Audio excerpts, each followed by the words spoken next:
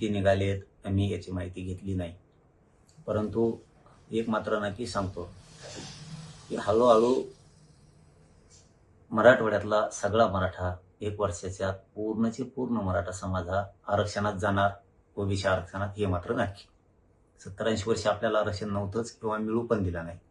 हळूहळू होईना 58 लाख नोंदी निघाल्या, 2-3 कोटी मराठी त्याच्या आरक्षणात गेलेत. आता 17 संस्थांचंही JR निघणार आहे. मराठवाड्याचा सुद्धा हैदराबाद गॅजेटियरचा JR निघालाय. त्यामुळे आता टेन्शन मराठा समाजाला राहिलेलं नाहीये. हळूहळू सगळा मराठा समाज आरक्षणात जाणार आहे. पण आज बैठक लावली गेली राज्य मंत्रिमंडळाच्या उपसमितीचे अध्यक्ष विखे पाटील साहेबांनी मराठवाड्यासाठी. ही एखाद्या मराठा बांधवांना माहितीसाठी पण सांगतो की आज मराठवाड्यातले सगळे अधिकारी ऑनलाईन त्या बैठकीसाठी उपस्थित राहण्याचे आदेश मंत्रिमंडळाच्या उपसमितीनं दिलेले आहेत. किती अर्ज मराठा समाजाचे आतापर्यंत आलेत या विषयात चर्चा होणार आहे. नोंदी किती सापडल्यात याविषयी चर्चा होणार आहे. म्हणजे शिंदे समितीने सापडलेल्या नोंदी किती आहेत याबद्दल, का सापडल्याच नाहीत, का सापडल्या, का सापडित नाहीत, शिंदे समिती का शोध घेत नाही, यावर सुद्धा आज चर्चा होणार आहे. हैदराबाद गॅजेटियरनुसार किती अर्ज मराठवाड्यात आतापर्यंत आलेत याच्यावर चर्चा होणार आहे.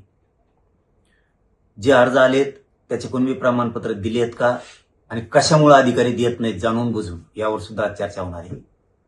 शिंदे समितीने शोधलेल्या नोंदी याच्यावरती प्रमाणपत्र दिलेत का आणि का देत नाहीत जाणून बुजून अधिकारी, यावर सुद्धा आज चर्चा होणार आहे. मराठवाड्यातल्या आणि महाराष्ट्रातल्या अधिकारी ज्यांचे कुणबी प्रमाणपत्र दिलेत त्यांच्या व्हॅलिडिट्या का देत नाहीत, किती व्हॅलिडिट्या द्यायच्या राहिल्यात, किती दिल्यात आणि राहिलेल्या कशामुळे जाणून बुजून अधिकारी देत नाहीयेत, मराठवाड्यातले सुद्धा अधिकारी जाणून बुजून का देत नाहीत, याच्यावरती आज बैठक होणार आहे. हे मी मंत्री महोदयांना सुद्धा सांगितलं होतं की व्हॅलिडिट्या जाणून बुजून दिल्या जात नाहीत, प्रमाणपत्र जाणून बुजून दिले जात नाहीत. हे मुख्यमंत्र्यांच्या कानापर्यंत सुद्धा गेलं पाहिजे, राज्य सरकारच्या कानावरती ही गोष्ट गेली पाहिजे. उपसमितीच्या मंत्रिमंडळाच्या कानावरती आम्ही स्वतः टाकलंय. असं होतंय, जाणून बुजून वेठीस धरलं जातंय गरीब मराठा समाजाला. नोंदी असून कुणबी प्रमाणपत्र दिलं जात नाही, व्हॅलिडिट्या जाणून बुजून दिल्या जात नाहीत आणि हैदराबाद गॅजेटियरनुसार सुद्धा अर्ज केलेल्या बांधवांना कुणबी प्रमाणपत्र जाणून बुजून दिले जात नाहीत.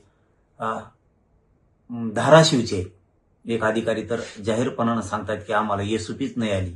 किती पागलपणाचं लक्षण आहे त्या अधिकाऱ्याचं. ज्यावेळेस JR निघाला त्याच वेळेस एसओपी आलेली असते. जाणून बुजून टाळाटाळी त्या अधिकाऱ्यांकडून. मला आता त्यांनी इथून पुढे सुधारावं म्हणून मला नाव घ्यायचं नाहीये त्यांचं, कारण त्यांना नाव घेतलं तर पुन्हा चौकशीच्या फेऱ्यात ते अधिकारी येऊ शकतात. गोरगरिबावर असा अन्याय करायला नाही पाहिजे. प्रत्येक नांदेड असो, लातूर असो, हिंगोली असो, परभणी असो, बीड असो, जालना असो, संभाजीनगर, धाराशिव, इथं जाणून बुजून व्हॅलिडिट्या थांबवल्या जातात, कुणबी प्रमाणपत्र दिले जात नाहीत आणि हैदराबाद गॅजेटियरनुसार सुद्धा जाणून बुजून शपथपत्र दिलेले असताना, समान आडनाव असताना सुद्धा, आमच्या वंशावळी जुळलेल्या असताना सुद्धा जाणून बुजून दिलं जात नाही. काही कारण सांगायचं आणि त्याच्या त्रुटी काढायच्या आणि ते बाजूला ठेवायचं. अधिकाऱ्यांनी एक धडाकाच लावलाय, त्रुटी म्हणायचं फक्त आणि बाजूला ठेवायचं. त्रुटी नाहीत, काय नाहीत, हे जाणून बुजून मराठा समाजाच्या लेकरांचं वाटोळं करतायत. त्याबद्दल आज राज्य मंत्रिमंडळाच्या उपसमितीची ऑनलाईन बैठक होणार आहे. त्याला विखे पाटील साहेब सुद्धा राहणार आहेत आणि मराठवाड्यातले सगळे अधिकारी उपस्थित राहण्याचे त्यांना आदेश केलेले आहेत आणि महाराष्ट्रातले सुद्धा उपस्थित राहण्याचे आदेश केलेले आहेत असं मला त्यांनी सांगितलंय. आणि आम्ही सारथीबद्दलही सांगितलंय की सारथीच्या विद्यार्थ्यांचे तुम्ही शिष्यवृत्ती देत नाहीत. 1,80,000पेक्षा जास्त विद्यार्थी येतं, जाणून बुजून त्यांचा छळ केला जातोय. तिथंही बजेट टाकून त्यांच्या शिष्यवृत्त्या द्या. परदेशातही शिकायला त्यामार्फत गेलेत, ते देत नाहीयेत. त्यांना ते भत्ता दिला जातोय योजनेअंतर्गत, पंजाबराव देशमुख योजनेअंतर्गत, सारथीच्या अंतर्गत, ते पण दिलं जात नाहीये. त्याबद्दलही मी त्यांना सांगितलंय. महामंडळाचे परतावे नाहीयेत, शब्द दिलाय त्यांनी त्याच वेळेस, ज्यावेळेस नरेंद्र पाटील साहेब मला बोलले होते की आपला महामंडळ बंद पाडायला लागलेत, त्याच वेळेस मी सरकारला सांगितलं होतं की महामंडळ बंद पडता कामा नये. सरकारनं त्याच वेळेस शब्द दिला होता की महामंडळ आम्ही बंद पडू देणार नाहीत, त्याची काळजी करू नका. आम्ही त्याच वेळेस नरेंद्र पाटील साहेबाला फोन करून सांगितलं होतं की सरकारनं शब्द दिला, आम्ही महामंडळ बंद पडू देणार नाहीत आणि पाटील साहेब सुद्धा त्यावरती समाधानी झाले होते, नरेंद्र पाटील साहेब. आणि आम्ही त्यांना हे सांगितलं होतं की तुम्ही परतावे पटापट द्या, LY सुरू करा. आता तेही सुरू करतो म्हणून ते पण सांगितलंय. असे बरेचसे विषय आम्ही त्या उपसमितीला, मंत्रिमंडळाच्या विखे पाटील साहेबाला आणि सरकारला कळवले. उद्या झालं याच्यावरती सविस्तर सगळी माहिती येईल. किती प्रमाणपत्र निघालेत, किती पेंटिंग आहेत, का ठेवलेत, पेट्या का देत नाहीत, याच्यावरती सविस्तर उद्या चर्चा होईल. आणि त्याच्यानंतर मला माहिती मिळाल्यावर आणखीन मीडियाच्या बांधवांना ही मी सगळी माहिती देईल. तुमची car, electric panel, data server आगीपासून सुरक्षित आहे का?